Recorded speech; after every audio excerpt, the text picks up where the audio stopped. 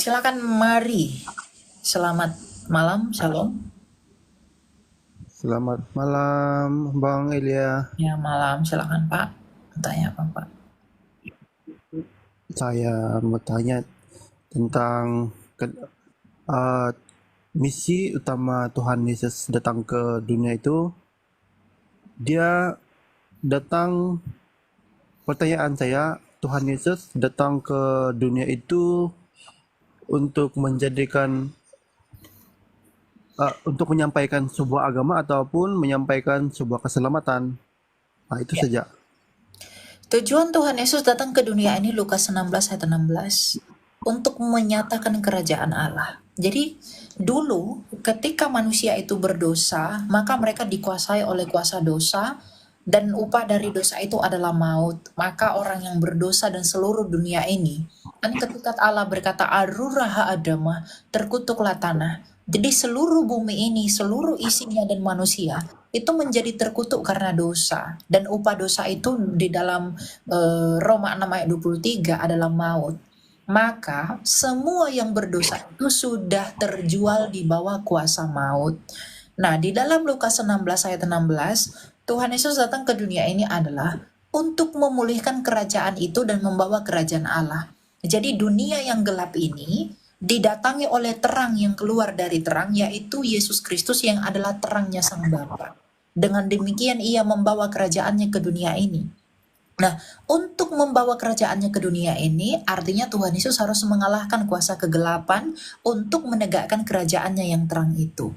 Bagaimana cara Tuhan Yesus mengalahkan kegelapan itu? Yaitu dengan mati. Makanya Tuhan Yesus berkata, akulah kebangkitan dan hidup, barang siapa yang percaya kepadaku, ia pasti tidak akan binasa. Ia akan tetap hidup walaupun ia sudah mati. Nah, ketika Tuhan Yesus mengalami kematian, maka ia mengambil kunci kerajaan maut dan kuasa kematian itu, dan mengalahkan kuasa kematian itu dengan kebangkitannya. Nah, jadi Tuhan Yesus memang datang ke dunia ini adalah untuk menegakkan kembali kerajaan Allah dengan mengalahkan kematian itu melalui kebangkitannya. Dengan demikian, maka tergenapilah janji Allah kepada Adam dan Hawa bahwa keturunan perempuan yang akan meremukkan kepala ular, dan ular itu yang akan meremukkan tumitnya Kristus. Jadi memang tujuan Tuhan Yesus datang ke dunia ini adalah untuk membawa kerajaan Allah. Nah, untuk menegakkan kerajaan itu, ia harus terlebih dahulu mengalahkan kerajaan maut. Dan Tuhan Yesus telah mengalahkan kerajaan maut dengan mati dan kemudian bangkit atas maut, dan dengan kebangkitannya ia berkata bahwa maut tidak lagi memiliki kekuatan apapun, karena maut tidak dapat menahan dia lebih lama, tetapi hanya dapat menahan dia selama 3 hari, dan setelah itu ia bangkit menurut nubuatan dan tanda Yunus. Nah, makanya dalam Yohanes 10 ayat 17, Tuhan Yesus berkata, aku datang ke dunia ini untuk memberikan nyawaku bagi domba-dombaku. Dia memberikan nyawanya bagi kita sebagai tanda bahwa dia mengasihi kita. Gitu. Ya, jadi memang Tuhan Yesus datang ke dunia ini untuk membawa kerajaan Allah. Gitu. Dan bagaimana caranya membawa kerajaan Allah? Dengan terlebih dahulu menaklukkan kuasa kerajaan maut. Bagaimana caranya menaklukkan kerajaan maut? Dengan mengalami maut dan kemudian menunggang balikkan kerajaan maut itu dengan kebangkitannya. Karena lawan dari maut adalah hidup kembali. Untuk itulah Kristus bangkit dan hidup kembali. Makanya Rasul Paulus berkata, kalau ia tidak bangkit, maka sia-sialah kepercayaanmu. Tapi karena dia bangkit, maka kita yang di dalam kerajaan maut, ketika kita beriman kepadanya, maka kita tidak akan mengalami kuasa maut karena Kristus telah mengambil kunci kerajaan dan kuasa maut itu. Makanya kehidupan kekal itu dijanjikan bagi yang percaya kepadanya, sedangkan kematian kekal diberikan kepada mereka yang menolak hidup yang dianugerahi dari dia saja. Makanya kalau orang berharap surga, orang berharap hidup kekal di luar Yesus, itu mustahil. Kisah Rasul 4 ayat 12, tidak ada keselamatan di dalam siapapun selain di dalam nama Dia, yaitu Yesus Kristus. Karena hanya Tuhan Yesus satu-satunya pribadi di sepanjang sejarah semesta ini yang mengalahkan kuasa kematian itu. Selain Dia tidak ada. Jadi, kalau mau berharap hidup kembali, memiliki hidup yang kekal, harus percaya kepada Dia yang telah hidup kembali dan mengalahkan kematian itu. Makanya dalam Kolose 1 ayat 15, Dia adalah yang sulung dari segala sesuatu. Yang bangkit pertama, yang hidup pertama, maka di dalam kesulungannya Dia, kita pun dianggap sebagai anak. Gitu, ya. Ada lagi Pak, mau ditanya? Ah, apa lagi ya? Mhm. Jadi, ah, pertanyaan saya lagi, bila kita masuk di dalam, kita percaya firman, Ya, adakah hukum Taurat itu masih berkuasa di dalam kita, atau kita masih di dalam hukum Taurat kah, ataupun kita gimana? Sudah di dalam keselamatan Tuhan? tuh Ah, ya, itu. bentar ya.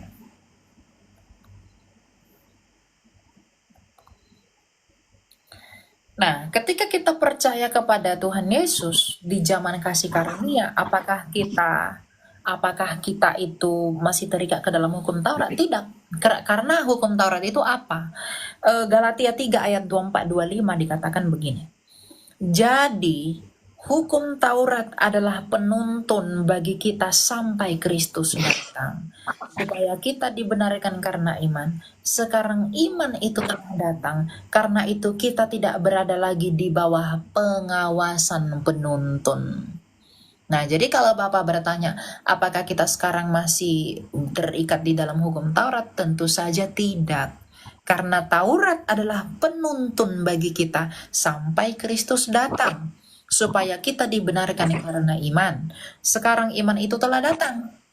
Karena itu kita tidak berada lagi di bawah pengawasan hukum Taurat. Nah, jadi hukum Taurat itu adalah cara Tuhan untuk memberitahu bahwa kita itu semua orang berdosa. Jadi hukum Taurat itu adalah cermin yang Tuhan gunakan untuk menunjukkan kepada kita manusia bahwa kita ini orang yang sangat berdosa. Nah, dengan keberdosaan kita akan tidak layak di hadapan Allah. Nah, dengan demikian, maka kasih karunia Tuhan ditimpakan kepada kita. Jadi kesadaran dan pengakuan kita tentang keberdosaan kita menurut hukum Taurat itu akan menuntun kita kepada kasih Allah yang teramat besar, yaitu pembenaran oleh karena iman yang dihidupi. Jadi kita tidak lagi diawasi oleh hukum Taurat, karena hukum Taurat itu adalah penuntun sampai Kristus datang. Iman itu telah datang, maka penuntun tidak lagi diperlukan. Gitu. Ya, Ada lagi satu lah. ya silakan. Bagaimana, coba jelaskan bagaimana artinya menghujat Roh Kudus? Terima kasih. Itulah pertanyaan terakhir. Bagaimana artinya menghujat Roh Kudus itu? Oke, apa artinya menghujat Roh Kudus? Menghujat Roh Kudus itu kalau kita lihat di Markus ya, bahwa Tuhan Yesus mengatakan hujat terhadap anak akan diampuni, kepada Bapa akan diampuni, tetapi terhadap Roh Kudus tidak akan diampuni. Itu pada saat Tuhan Yesus melakukan pengusiran setan, lalu orang-orang Farisi yang datang ke daerah Galilea itu melihat bahwa Tuhan Yesus melakukan pengusiran setan. Tetapi orang Farisi itu mengatakan bahwa, ahli-ahli Taurat itu mengatakan bahwa dengan penghulu setan ia mengusir setan. Nah, jadi maksud dari menghujat Roh Kudus itu apa?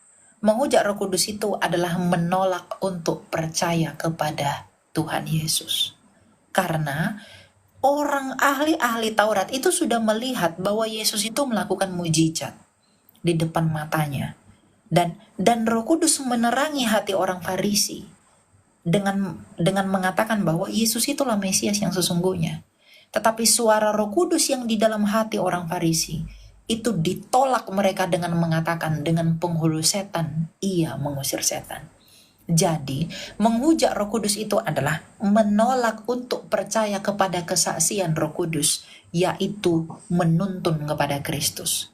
Jadi misalnya saya menginjili Anda, kamu harus percaya Yesus. Ini Roh Kudus sedang pakai saya untuk menginjili kamu. Tapi ketika kamu menolak untuk percaya kepada apa yang saya sampaikan, yaitu Injil Kristus sampai kamu mati, maka kamu sudah jatuh terhadap hujat Roh Kudus. Yang artinya kamu tidak punya pendamaian. Kamu nggak bisa didamaikan karena kamu di luar Kristus. Nah, jadi menghujat Roh Kudus adalah menolak untuk percaya kepada Tuhan Yesus. Dengan menolak percaya kepada Tuhan Yesus, berarti dia mendukakan Roh Kudus itu untuk selama-lamanya. Karena Tuhan Yesus berkata dalam Injil Yohanes bahwa Roh Kudus itu ia akan datang, penolong itu akan datang, ia tidak akan memuliakan dirinya sendiri, tetapi ia akan memuliakan aku. Jadi Roh Kudus itu datang diutus oleh Tuhan Yesus keluar dari Bapa itu adalah untuk menginjili kita. Dan dan Roh Kudus itu menginjili manusia menggunakan manusia. Nah, jadi orang-orang yang ada diurapi Roh Kudus, diberi karunia-karunia Roh, itu adalah orang-orang yang Roh Kudus pakai untuk menginjili. Dan ketika berita Injil itu keluar dari orang-orang yang Roh Kudus pakai, lalu orang lain menolak berita itu sampai dia mati, berarti dia telah menghujat Roh Kudus. Gitu. Ya? Ya, oke. Terima kasih. Sangat Oke, jelas Pak. penjelasannya. Ya, thank Oke. you. Wah, salam dari Malaysia, dari Malaysia. Oh ya, salam dari Indonesia. Itu saja. Jadi orang Kristen itu nggak mungkin menghujat Roh Kudus. Karena orang yang menghujat Roh Kudus itu tidak mungkin percaya Yesus. Silakan siapa namamu? Nah, Kak, ini mau tanya Kak tentang beda Kristen Ortodoks dan Kristen apa lagi? Kristen Protestan. Kan sama-sama Tuhannya Yesus, tapi bedanya di mana, Kak? Oke. Apa perbedaan Kristen Protestan, Kristen Ortodoks, bahkan Kristen Katolik? Kristen Protestan, Ortodoks, dan Katolik itu sama-sama Kristen. Sama-sama percaya kepada Tuhan yang sama, kepada iman yang sama, yakni ketritunggalan Allah, dan soteriologi yang sama, yaitu keselamatan hanya di dalam Kristus. Apa yang memperbedakan Katolik, Ortodoks, dan juga Protestan itu adalah dasar imannya dan sifatnya. Katolik adalah gereja yang sifatnya satu, Ortodoks sifatnya gerejanya lurus, Protestan sifat gerejanya itu pro kepada testamen. Nah, Katolik itu dasar imannya ada 3, magisterium gereja, tradisi suci, dan juga di mute dulu ya. Katolik itu punya 3 dasar iman, ada magisterium gereja, ada tradisi suci, ada kitab suci. Orang Ortodoks ada 2, ada tradisi suci, ada kitab suci. Orang Protestan hanya 1, yaitu kitab suci. Gitu. Tapi meskipun demikian, secara holistik imannya Katolik, imannya Protestan, dan imannya Ortodoks sebagai ketiga gereja arus utama di dunia ini atau gereja semesta itu sama terhadap apa yang diimani. Karena Yesusnya Katolik, Yesusnya Protestan, Yesusnya Ortodoks itu tidak berbeda. Gitu, ya.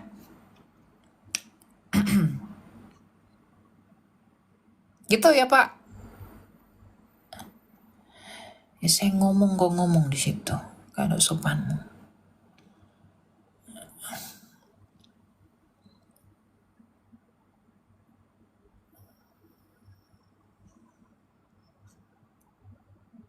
Banyak banget lagi yang mau naik. Jam berapa? Silakan Gio. Halo Kak, selamat malam Kak. Ya malam, silakan berada. Gini Kak, saya ke poinnya. Mengenai kebenaran ya daripada denominasi gereja yang ada sekarang ini, apakah itu rujukannya itu daripada konsili Nicea yang dilakukan oleh bapak-bapak gereja kita, yaitu untuk memperkokoh dan memperkuat daripada doktrinnya Allah Tritunggal, sedangkan mengutuk untuk ajaran Arius dan Arianisme. Begitu ya, Kak? Iya, Katolik, Ortodoks, Protestan itu sepakat mengutuk ajaran Arius.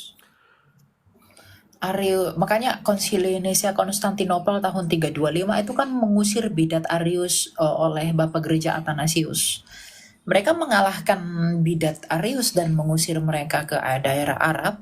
Itu karena memang paham mereka mengenai siapa Kristus itu salah dan sesat. Makanya di anatema menurut prinsip Galatia 1 ayat 8 dan 9.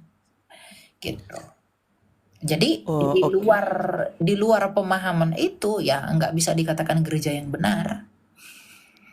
Misalnya mereka Oke, Kak. tidak percaya Tritunggal atau tidak percaya Yesus sebagai yang ilahi dan yang insani, kemudian menolak keselamatan hanya ada dalam Yesus, itu sesat, digolongkan dalam konsili itu. Gitu. Oke, Kak. Jadi apakah Kak setuju dengan statement ini? Semua aliran manapun yang mengajar bahwa Yesus adalah Tuhan dan Juru Selamat dunia, Allah Tritunggal yang konsep benar, dan Allah yang esa, itu merupakan suatu dasar iman yang fundamental yang sejati. Ya betul, itu dasar iman yang sejati. Oke, sampai di situ, Kak. Kalau di luar daripada itu, apakah kita bisa disebut itu adalah kesesatan atau bidat Kristen sampai hari ini, Kak? Tergantung pada hal apa dulu. Kalau yang masih tercangkok kepada kedua poin, yaitu ketritunggalan Allah dan keselamatan, itu ya nggak boleh. Tetapi kalau Ya, masalah pandangan akhir zaman, pandangan ada yang percaya pengangkatan, ada yang enggak, lalu ada tentang yang si Ono ada bahasa roh, yang ini enggak ada, ya itu nggak masalah. Jangan dibilang sesat. Kan dasar bangunan itu kan Kristusnya yang sama. Bukankah Kristus adalah batu penjuru? Lalu kenapa harus saling mencela hanya karena perbedaan kecil gitu loh? Tak ya, karena Kak. hanya di sini pakai bahasa roh, di sana nggak pakai, lalu saling menyerang dan segala macam. Itu nggak bagus yang begitu. Tapi kalau Oke. kita percaya Yesus, lalu dia percaya Yesus yang lain, misalnya Dede Isa, dia percaya Dede Isa, ya kita nggak anggap itu saudara seiman, gitu loh, ya. Jadi untuk permasalahan liturgi daripada liturgi ibadah, Nggak proses masalah Islam, liturgi. percik, dan lain Liturgi kan sebagainya. bagian dari tradisi. Iya, iya. Mau pakai Jadi, liturgi silahkan, mau enggak juga nggak apa-apa. Jangan gini loh, kamu jangan paksa orang mengikuti menyukai warna putih, menyukai warna biru. Semua orang itu punya caranya untuk mengekspresikan cintanya kepada Allah. Selama dan pada batas kita memahami siapa mereka. Jadi orang-orang yang berliturgi jangan memandang rendah orang yang bersorak-sorak. Orang yang bersorak-sorai juga jangan memandang hina yang berliturgi, oh kok kolot banget dan lain sebagainya. Tapi kalau saling memahami bahwa dengan diam tenang dalam liturgi, dengan bersorak-sorai, itu dilakukan karena cintanya kepada Allah, ya kenapa enggak? Cuma kan yang begitu tuh saling mengedepankan egonya. Oh, kami paling benar dengan cara seperti ini. Dia memaksakan kehendak. Bukan kehendaknya Kristus yang dipaksakan, tetapi kehendak dirinya sendiri. Hanya karena perbedaan pada cara. Itu kan nggak etis yang begitu. Oh, kamu harus ya ikut setuju, kita Kak. Setuju. begini-begini. Ya itu nggak boleh gitu loh. Makanya saya nggak pernah mau tertarik dengan debat-debat apa denom ya, ini si Katolik nyerang si ini apa segala macam, lalu aduh saya nggak tertarik dengan itu karena memang bagi saya nggak penting. Ya bagi orang lain mungkin penting, ya silakan saja, bagi saya nggak penting. Lalu kalau ada orang mengatakan oh kamu menjadi abu-abu dengan begitu, oh saya nggak abu-abu, saya hanya tidak berkacamata kuda saja. Ya, saya melihat kekristenan itu universal, bukan dalam batok tertentu, tetapi dalam anugerahnya yang universal itu. Dan cara orang menerima, cara mereka berterima kasih kepada anugerah itu berbeda-beda. Nah, cuma orang kadang-kala nggak bisa berpikir sampai ke sana.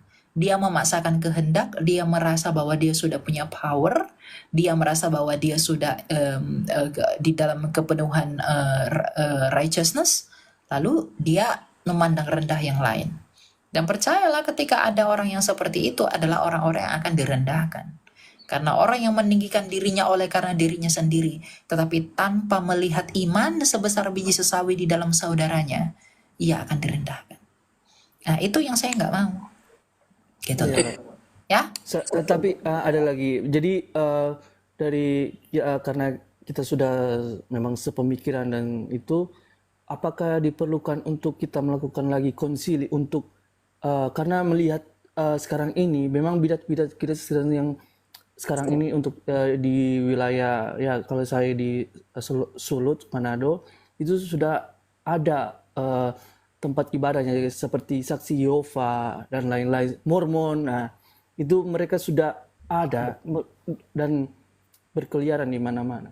Jadi apakah perlu untuk mengadakan konsili kayak Nisea pada waktu dulu? Gereja itu udah selesai dengan bidat-bidat. Gereja-gereja purba, gereja Katolik dan gereja Ortodoks itu sejak maka Protestan kan baru ya di abad ke-16. Ortodoks dan Katolik itu udah selesai dengan bidat. Saksi Jehovah itu namanya aja Saksi Jehovah sekarang, dulu mereka Unitarian namanya. Oneness misalnya, dulu nama mereka itu Sabellian atau Modalism. Apalah Mormon apa segala macam. Itu kan bidat-bidat yang sudah dikutuk oleh gereja. Jadi konsili itu ya tidaklah perlu lagi, hanya saja perlu ditegaskan kembali bahwa ini benar, ini nggak benar, ini benar, ini nggak benar. Gitu. Kan Iya, Dok. pokok dasar yang membidatkan itu secara primer kan udah ada. Itu tadi kita bicara tentang siapa Kristus, siapa Tritunggal apa segala macam. Kita kan udah bahas itu. Nah, kalau menyeleweng dari situ, ya pada poin-poin yang primer itu, ya memang dia bidat, berbeda gitu, aneh gitu. Tapi kalau dialog untuk memperkuat relasi di antar denominasi ya silakan saja, sah-sah saja, nggak masalah. Iya, Kak. Karena begini, Kak. Soalnya dalam implementasi di setiap gereja itu edukasi tentang hal-hal yang berkaitan dengan sejarah gereja ini sangat kurang lah istilahnya ya. Kalau mungkin di lain denominasi itu sangat ditekankan belajar untuk melihat sejarah dan lain sebagainya. Dan ya itu. Oke, kita lanjut ya. Silakan Miss Diana. Halo? Ya, halo Shalom. Shalom, silakan. Ya, terima kasih sudah ini. Saya cuma mau tanya itu tentang kalau tentang Katolik itu kan, gereja Katolik, mereka itu sebenarnya menyembah Tuhan Yesus atau Bunda Maria ya? Emang kamu pernah lihat mereka sembah Maria? Bukan, sebab ada saya kan tinggal di Malaysia. Jadi di sini kebanyakan Kristennya itu Katolik. Ya. Jadi mereka kalau berdoa itu selalu Bunda Maria begitu.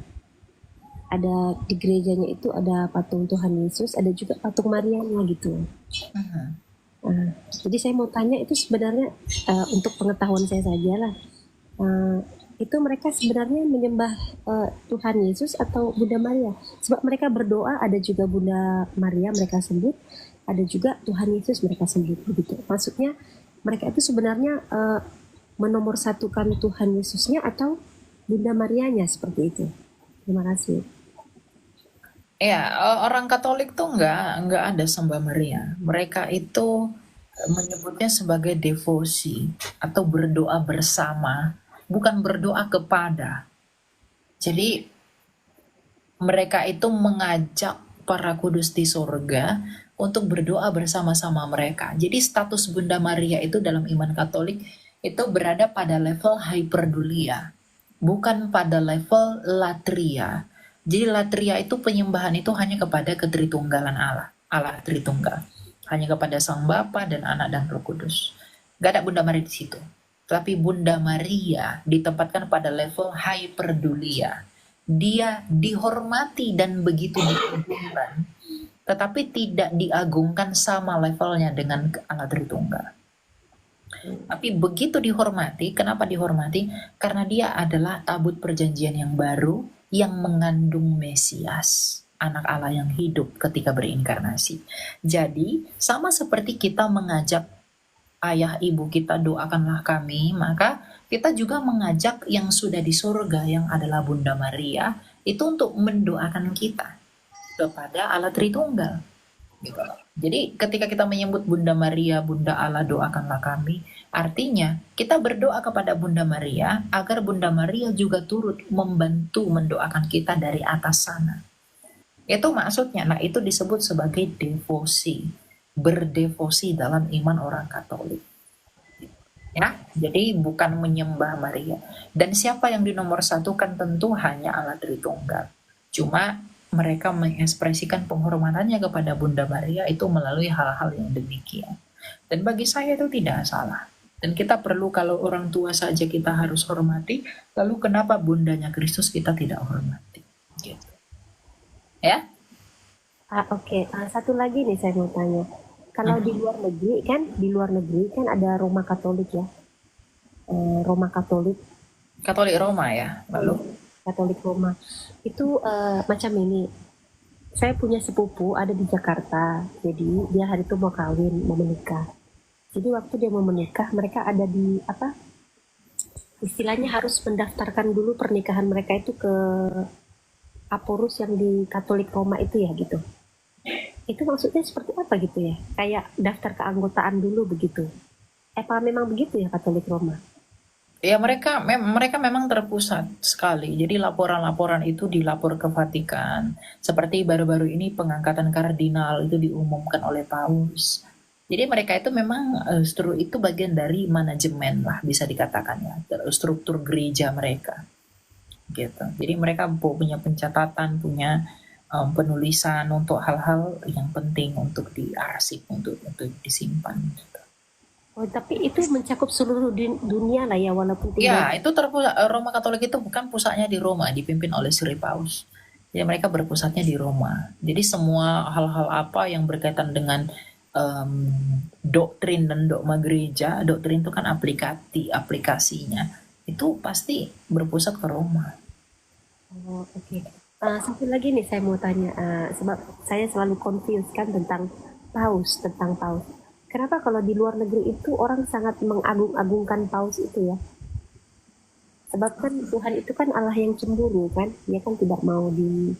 Ya, mengenai paus, memang keberadaan paus itu menjadi kontroversi ya. Kalau orang Roma Katolik itu memandang paus itu sebagai sesuatu yang harus ada di dalam gereja. Kalau kita orang Protestan dan juga Ortodoks itu tidak menerima tentang eksistensi paus. Makanya ada yang menolak paus, ada yang menerima paus. Tentu yang menerima kepausan adalah mereka orang-orang Katolik Roma.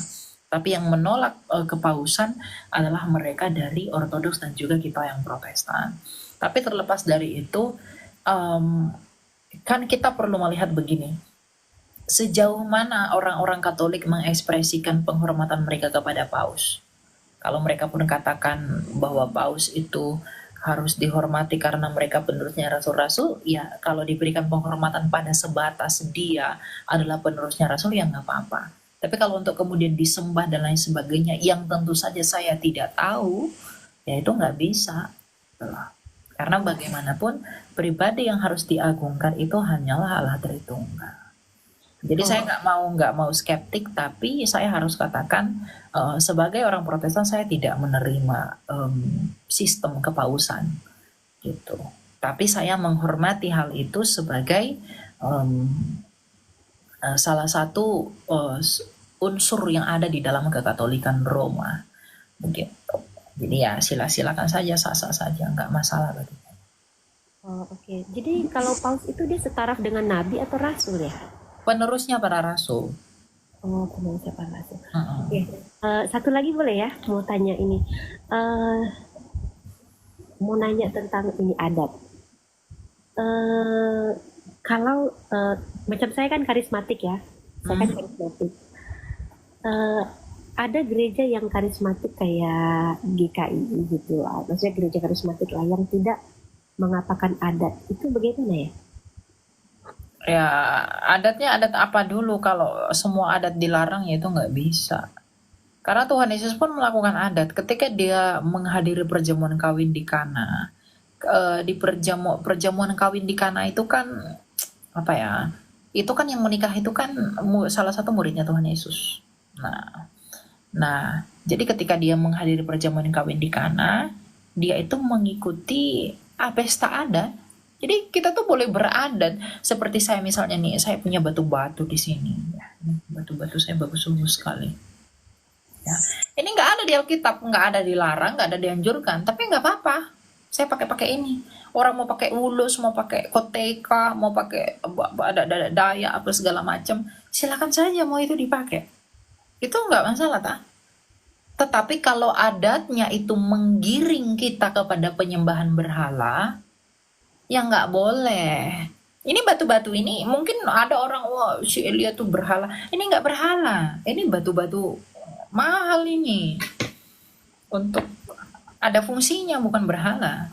Nah, jadi kita boleh beradat, tetapi batasi adat itu pada hal yang bagaimana.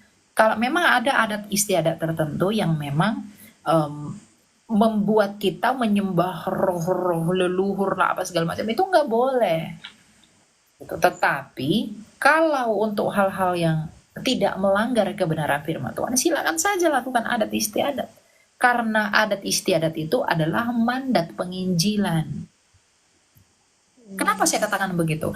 Ketika Rasul Paulus pergi ke orang Roma, pasti dia mengikuti budaya Roma kan?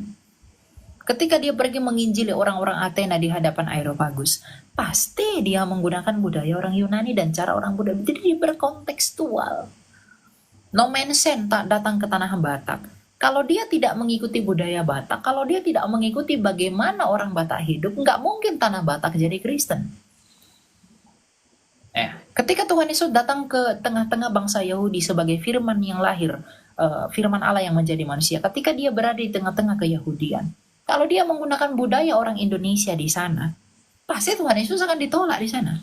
Tapi karena dia berbudaya, maka dia menggunakan dan menginjili di sana. Jadi budaya adat istiadat itu nggak apa-apa, tapi adat istiadat yang tidak bertentangan, ingat, tidak bertentangan dengan firman Tuhan. Tapi kalau bertentangan dengan firman Tuhan, tinggalkan. Kalau tidak bertentangan, silahkan lakukan, dilakukan silahkan, mau nggak juga nggak apa-apa. Itu poinnya, gitu ya. Jadi jangan terpaku pada hal itu. Kolose 2 ayat 16 dan 17. Janganlah kamu mau dihakimi mengenai apapun juga, mengenai makanan, minuman, hari raya, hari bulan baru, hari Sabat, karena semuanya itu adalah gambar bayangan dari apa yang akan datang, sedangkan wujudnya adalah Kristus. Ini kalau ada orang bilang kamu nggak boleh pakai selendang ini, nah itu bla bla bla bla bla, kamu nggak boleh pakai ini, itu kan tentang perspektif. Dia memandang itu begitu, kamu mungkin memandang batu ini berhala, saya memandang ini nggak berhala, gitu loh, ya kan? Jadi ya nggak masalah, gitu loh. Silakan beradat, tapi adat yang sesuai dengan prinsip Alkitab. Dan yang paling penting, jangan lebih menjunjung tinggi adat istiadat sekalipun itu tidak bertentangan dengan firman Tuhan daripada firman Tuhan itu sendiri. Firman Tuhan tetap yang paling berotoritas. 2 Timotius 3 ayat 16. Gitu ya. Ya, oke. Jadi kan tadi kamu bagi tahu kalau cara pandang kita lah dari segi perspektif. Jadi kalau contoh macam ini, macam orang Cina lah kan, orang Cina. Mereka kan ada agama, mereka juga ada, dan mereka kan punya adat istiadat Cina kan. Betul. Jadi kalau contoh begini, mereka hari raya dan mereka contoh macam ini, suami saya kan Cina, jadi kan mereka ada adat Cinanya lah begitu kan. Jadi mereka ada melakukan adat Cina itu, ada kadang mereka suka buat makanan gitu kan, di ini kayak makanan dipersembahkan apa begitulah. Nah jadi Kalau contoh makanan itu, kita tidak tahu makanan itu sudah dipersembahkan atau tidak, tapi dia suruh kita berbagi kita makanan lah begitu. Menurut kamu Makanan bagaimana? ke siapa dibagi? Ya, Makanannya ke siapa dibagi? ya ke kita lah sebagai istrinya begitu. Nah, Itu bagaimana? Boleh dimakan nggak teman-teman? iya, makanannya itu diapain emang? Contoh begini, makanannya itu mereka kan ada adat kayak macam ada contoh memperingati buat acara makan, memperingati mereka ada acara makan besar, memperingati keluarganya kayak neneknya gitu yang sudah pass away gitu kan. Jadi selepas mereka buat perayaan makanan itu, mereka persembahkan kepada ini dia, mereka akan makan makanan itu gitu. Ya, dipersembahkannya kepada siapa? Kepada leluhur mereka. Dipersembahkan kepada leluhur lalu kamu dikasih makan gitu. Ya makan bersama lah, macam makan siang gitu kan. Oh, jadi persembahan itu udah dipersembahkan kepada leluhur lalu dikasih sama kamu gitu. Ya macam ya lalu dihidangkan makan siang bersama lah gitu. Bukan yang dipersembahkan itu yang kamu makan. Saya tidak tahu itu sudah dipersembahkan atau tidak. Kalau sudah dipersembahkan jangan makan, tapi kalau belum dipersembahkan, kalau yang dimakan itu bukan yang dipersembahkan silakan makan. Tapi kalau yang dipersembahkan itu kamu makan, jangan kamu makan. Gitu.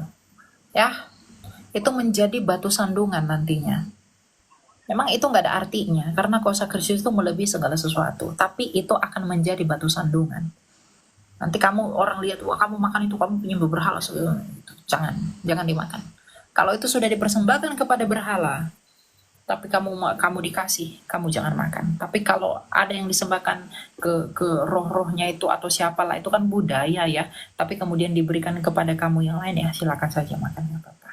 Yang penting tidak mengimani, ya lakukan aja sebagai formalitas saja. Mempertahankan budaya yang agar tidak rusak secara turun-temurun. Iya, maksud saya begini kan, itu kan dikelola lagi dan dimasak lagi untuk jadi makanan dimakan bersama keluarga lah. Kalau kita tolak kan tidak enak. Poinnya di situ. Jadi kalau sudah dipersembahkan ke berhala, kepercayaan yang di luar dari Kristus jangan dimakan. Mau diolah lagi kayak ditor-tori itu jangan dimakan. Itu poinnya. Jadi nggak perlu berdalih lagi. Jangan dimakan. Itu sudah jelas. Tapi kalau belum, silakan dimakan. Di situ saja poinnya. Nggak perlu berdalih untuk itu. Dipersembahkan kepada berhala, mau diapain kayak dimasak, digoreng, apa segala macam, itu kan cuma meneruskan saja. Jangan dimakan. Karena itu dilarang dalam Kisah Rasul. Dalam konsili di sidang di Yerusalem. Gitu ya. Terima kasih. Oke, kita lanjut.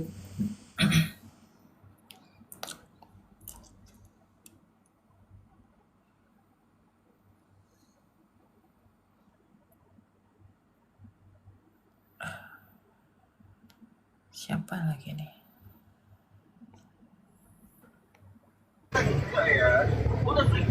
Silakan DNS. Shalom. Selamat Lagi malam. di mana itu? Di rumah, tapi rumahnya di seberang jalan. Oh iya, ya silakan mau tanya apa? Agak ribut ya? Iya ribut banget. Tunggu deh. Begini Kak Elia mau tanya soal iman Kristen. Saya kan kebetulan Kristen. Saya mau bertanya cuma soal perbedaan sama Firdaus dan juga sorga. Karena kan beberapa yang saya tanya tentang Firdaus dan sorga itu kan berbeda. Kalau sorga itu tentang keadaan, sedangkan Firdaus itu tempat. Apakah memang berbeda kah atau bagaimana? Ya berbeda. Firdaus itu lihat dulu ya. Aduh, paling nggak bisa kok dengar kayak gitu. Firdaus itu berbeda dengan sorga. Ya sorga itu bahasa Yunaninya itu adalah Uranon ya. Dalam bahasa Ibrani disebut Samayim. Nah, dalam budaya orang Yahudi, Samayim atau sorga itu bisa dipahami dalam 3 pengertian. Bisa disebut langit, bisa disebut sorga. Nah, jadi sorga dalam iman Yahudi itu ada 3. Ada sorga tingkat pertama, itulah tempat burung-burung, pesawat di udara ini berterbangan. Yang kedua itu tempatnya planet-planet. Yang ketiga itu dimensinya Allah. Ya. Sedangkan dalam iman yang Kristen, sorga itu adalah keadaan di mana kita bersatu dengan kodrat yang ilahi. Nah, Firdaus itu adalah tempat penantian paradeisos sebelum kita bersatu dengan kodrat ilahi. Jadi ketika orang mati sebelum hari kebangkitan, itu akan dikumpulkan di dalam tempat yang namanya Firdaus. Ya, nanti ketika Tuhan Yesus sudah datang ke dunia ini menghakimi yang hidup, yang percaya tidak percaya, yang mati, itu baru kita akan ditempatkan di langit bumi yang baru dalam keadaan tidak berdosa, dan di langit bumi baru itulah kita bersatu dengan kodrat ilahi di dalam kekudusan dan menjadi di dalam kesempurnaan dan keserupaan yang penuh dengan Allah. Maka itulah surga bagi kita. Jadi untuk saat ini surga itu belum ada. Yang ada itu Firdaus. Karena tak seorang pun yang telah turun dari surga selain daripada Dia yang telah datang dari surga. Jadi tak seorang pun yang ke surga selain Yesus. Yang lain-lain itu hanya ke Firdaus, bukan ke surga. Kalaupun di Alkitab ditulis ke surga, bahasa aslinya itu adalah Uranos, yang artinya adalah langit. Langit yang mana kita tidak tahu. Tapi yang pasti bahwa ke tempat Kristus pergi belum ada yang pergi, yaitu di dalam hadiratnya Sang Bapa yang Maha Kuasa itu. Tetapi orang mati, ketika mati rohnya dia percaya, maka rohnya akan dituntun malaikat ke Firdaus. Makanya ketika orang yang tersalib di sebelahnya Tuhan Yesus, kan Tuhan Yesus berkata, hari ini juga engkau bersama-sama dengan aku di Firdaus. Artinya Tuhan Yesus mengantarkan orang itu, roh orang itu ke Firdaus, di tempat di mana para kudus dan rahmatnya Kristus ada di dalam tempat itu. Dan ketika hari kebangkitan, maka orang yang di Firdaus ini akan dibangkitkan, rohnya yang di Firdaus akan dipersatukan dengan tubuh yang dibangkitkan, lalu akan ditempatkan di langit bumi baru. Langit bumi baru yang tanpa dosa, di dalam keadaan kedamaian yang penuh, dan di dalam hadirat Allah yang sempurna. Keadaan yang tanpa dosa itulah surga bagi kita. Gitu ya. Jadi memang berbeda. Kak, terakhir bisa? Ya, silakan. Yang terakhir. Nah, ini saya kan ada beberapa mengikuti organisasi gereja tentunya. Sedangkan saya kan gerejanya sebenarnya Protestan. Tapi saya juga mengikuti beberapa organisasi yang di luar gereja saya. Terus ada beberapa organisasi itu mengajarkan dan memberi ajaran kalau di sorga itu kita tentang penyembahan, tidak ada lagi kita mendengarkan khotbah atau seperti apa. Makanya kalau saya mengikuti ibadah, mengikuti pelayanannya itu, kita paling banyak itu menaikkan pujian sama penyembahan. Khotbahnya itu hanya bagian kecil atau hanya bagian pendek saja, dan itu disampaikan bahwa paling penting itu disampaikan juga itu bahwa penting penyembahan, yang paling penting penyembahan dan pujian. Karena di sorga kerjanya kita atau tugasnya kita sebagai manusia yaitu hanya bisa menaikkan pujian penyembahan kepada Bapa. Apakah sependapat atau seperti apa, Kak? Ngawur itu.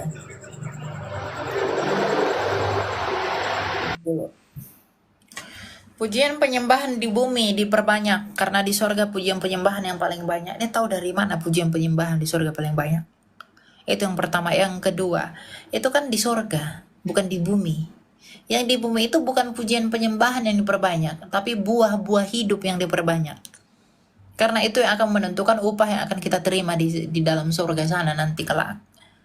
Percuma kau nyanyi-nyanyi, nyembah-nyembah, perbuatanmu busuk, itu nggak berguna. Ya, jadi pujian penyembahan tuh 1 jam, khotbah cuma 5 menit. Apa itu? Yang paling penting itu pengajaran, bukan nyanyi-nyanyi. Nyanyi itu boleh panjang, tapi khotbah enggak boleh singkat. Karena pengajaran itu penting. Kamu nyanyi-nyanyi, kamu nggak dikasih pengajaran, ya buat apa jadinya? Ya makanya itulah banyak orang sesat. Tahu-taunya cuma nyanyi, Yesuslah engkaulah Bapakku. Dia menyanyikan itu. Orang yang menyanyikan itu sebagai tanda bahwa dia tidak belajar. Dia menyebut Yesus sebagai Bapa. Itu dia nggak belajar. Engkaulah Bapakku yang tersalib. Bapa kok tersalib? Tuhan melihat dari atas, apalah yang kau bilang itu anakku, nggak ngerti kau apa-apa. Ya pasti bilang begitu. Makanya orang yang, Tuhan Yesus berkata, barang siapa yang kukasihi, dia aku hajar dan ku tegur. Kita tuh dihajar Tuhan dan ditegur Tuhan untuk belajar. Kan kita sudah diberi modal untuk belajar. Alkitab tulisan yang diilham oleh Allah, 2 Timotius 3 ayat 16. Jadi kalau dikatakan kita pujian penyembahan khotbahnya sedikit aja. Lalu kamu tahu kebenaran dari lagu, lalu kamu menyusun lagu itu dari mana kalau bukan dari pengajaran? Oh, karang saja, pokoknya Tuhan baik. Lalu tidak ada makna teologinya. Begitu. Itu Tuhan baik saja, Tuhan baik, Tuhan yang lain pun baiknya. Tapi apa wujud kebaikannya dan mengapa dia baik? Itu kan didapatkan dari pengajaran dalam khotbah. Ya, jadi kalau orang ngomong udah khotbahnya singkat aja, tapi ininya itu malas mendengar. Jadi dia itu tidak mau memuaskan Tuhan. Dia hanya mau memuaskan keinginannya sendiri. Saya katakan itu. Dengan bernyanyi-nyanyi dia senang. Dengan bernyanyi-nyanyi dia enak. Tapi ketika Tuhan berbicara di dalam khotbah dia nggak mau dengar. Singkat saja Tuhan, singkat saja. Jadi khotbah dia nggak mau dengar. Tapi nyanyi-nyanyi biar dia senang, dia mau. Egonya tinggi bukan? Berarti dia itu memandang rendah firman Tuhan. Dia lebih mengutamakan kepuasannya dirinya sendiri daripada firman Tuhan yang digunakan untuk menghajar dia. Berarti orang-orang seperti itu adalah orang-orang yang tidak mau diajar oleh firman Tuhan. Tapi hanya mau ngadu sama Tuhan, tapi tuh nggak mau mendengarkan suara Tuhan. Khotbah itu cara Tuhan berbicara kepada kita melalui hamba-hambanya. Makanya kalau ada orang yang udah khotbahnya sekian menit aja, yang penting penyembahannya begini segala macam. Kamu ngomong apa? Yang begitu, orang yang begitu, percayalah dia itu tidak sedang menyembah Tuhan. Kamu nyanyi 3 jam, khotbahmu hanya 5 menit atau katakanlah 3 menit begitu ya. Yang penting ngomong aja lah, Tuhan baik segala macam begitu-begitu. Tidak ada isinya pengajaran. Orang-orang begitu orang-orang muda disesatkan. Siap, makasih Kak Elia. Pamit. Tuhan Ya, berkati. itu hajaran teguran ya bagi gereja yang benar begitu. Ya, gereja itu diajak untuk belajar dan bertumbuh, bukan untuk menyanyi saja atau melakukan hal-hal yang tidak terlalu penting. Ya, silakan Nonem. Malam. Halo? Nggak ada. Jangan lama-lama. Kalau nggak ada, saya turunin. Nggak ada. Turun. Termute, dibuka mute-nya.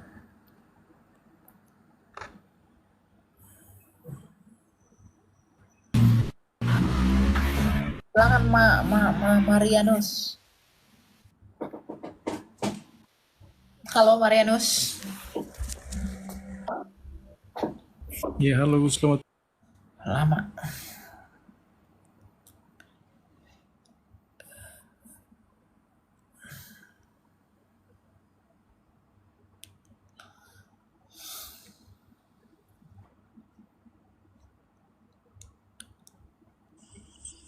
Silakan terus ya Tio. Malam. Malam, selamat malam, Kak Elia. Mau tanya apa? Ya, saya mau bertanya dalam gereja saya sama seperti tadi, saya di Kristen Protestan dan saya sering ibadah di gereja-gereja karismatik. Nah, pertanyaan saya soal baptisan. Nah, saya sendiri sudah dibaptis secara Protestan dari kecil dan pada saat saya ibadah di gereja karismatik itu ada baptis selam. Itu bagaimana dia, Kak Elia, kalau kita sudah baptis sebelumnya dari kecil kita sudah baptis dan kita baptis lagi itu bagaimana, Kak Elia? Kamu udah merasa dibaptis Kak? Udah terima benar-benar nggak? Kalau yang baptis kecil, yang masih kecil itu sudah dibaptis. Tapi Enggak, saya nggak tanya itu. Kamu udah benar-benar menerima baptisan nggak? Kamu belum, udah menerima penuh nggak baptisan itu? Kak Elia. Kenapa kamu bilang belum? Apa alasannya belum? Karena pada saat saya masuk dan ibadah di gereja karismatik, saya ada rasa terpanggil, Kak Elia. Dalam hati kayak merasa terpanggil di gereja itu, begitu. Kayak ingin mau melayani, tapi dengan kekurangan, bukan kekurangan sih, tapi saya masih belum yakin, Kak Elia. Yang membuat nggak yakin tuh apa? Mungkin karena saya masih di gereja Protestan mungkin ya, Kak Elia. Lalu? Dan saat ini juga masih melayani di gereja Protestan, tapi karena saya jauh dari kota, dari desa ke kota, dan saya bekerja di kota. Nah, di kota saya ibadah di karismatik terus, Kak Elia. Nah, selama saya beribadah di situ, rasa dalam hati terpanggil ingin masuk, mau melayani di situ, tapi ada keraguan dalam hati. Terpanggil itu apa? Ingin Terpanggilnya seperti apa? ingin melayani. Ingin melayani. Dan Mendorong kamu melayani itu apa? puji Tuhan, Kak Elia, saya diberikan karunia, saya bisa bernyanyi. Suara saya, ya saya tidak merasa bagus, tapi dengan apa yang talenta Tuhan kasih saat ini, saya ingin melakukan itu. Saya ingin melayani. Saya ingin masuk di gereja itu dan mau melayani. Gitu. Oke, singkat saja saya katakan, baptisan itu nggak bisa 2 kali. Baptisan itu hanya sekali. Sekali lagi saya katakan, baptisan itu hanya sekali. Tetapi, kan kamu mengatakan saya sudah dibaptis kecil. Nah masalahnya, kamu sudah menerima penuh nggak baptisan? Makanya saya tanya tadi, kamu sudah menerima nggak baptisan itu? Kalau kamu sudah menerima baptisanmu yang pertama, yang di dalam, yang kecil itu, yang kamu bilang baptis kecil itu, kamu sudah menerima dan kamu udah penuh di dalam itu, kamu nggak perlu dibaptis lagi. Tapi kalau kamu tidak menerima lalu kamu gelisah, kamu merasa kamu belum dibaptis, silahkan dibaptis. Karena kamu yang tahu imanmu itu seperti apa. Kamu yang tahu spiritualitasmu seperti apa. Ya, orang bisa menilai, orang bisa menghakimi. Tetapi yang tahu who you are, itu only you. Yang tahu kamu berdosa, yang tahu dosa-dosamu sehingga kamu perlu minta ampun sama Tuhan, itu hanya kamu. Karena kesadaran dan pengakuanmu. Orang nggak tahu. Covernya bisa aja saya dilihat orang saya tuh baik. Oh, saya sangat berdosa. Nah, ketika saya menyadari apa yang orang lain tidak sadari, disitulah tindakan itu saya lakukan. Saya minta ampun sama Tuhan, meskipun orang lain tidak tahu. Nah, masalah baptisan itu penuh begitu. Itu tentang kesadaran dan penerimaanmu. Ada orang yang sudah dibaptis kecil, dia sudah penuh dengan baptisan itu. Dia merasa dia tidak perlu lagi untuk dibaptis karena dia sudah kuat, sudah diteguhkan dalam iman itu, dan dia yakin keselamatan ada di dalam apa yang aku terima. Silakan saja, yang penting jangan hianati itu. Tapi kalau dia pernah dibaptiskan lalu dia, aduh aku nggak terima itu baptisan, aku apa karena waktu itu aku belum beriman begini segala macam, aku gelisah lalu apa segala macam. Kalau dengan membaptiskan itu kamu bertumbuh dan berbuah, silakan lakukan, karena dari buahnya lah kamu dikenal. Dari buahnya lah kamu mengenal mereka. Kan itu. Tapi baptisan itu pada hakikatnya adalah 1 kali. Nah masalahnya, yang kamu maksudkan sebagai baptisan itu apakah yang sudah kamu lakukan atau yang akan kamu lakukan? Nah itu pergumulanmu sama Tuhan. Jangan tanya saya, karena itu tergantung bagaimana kesadaran dan pengakuanmu.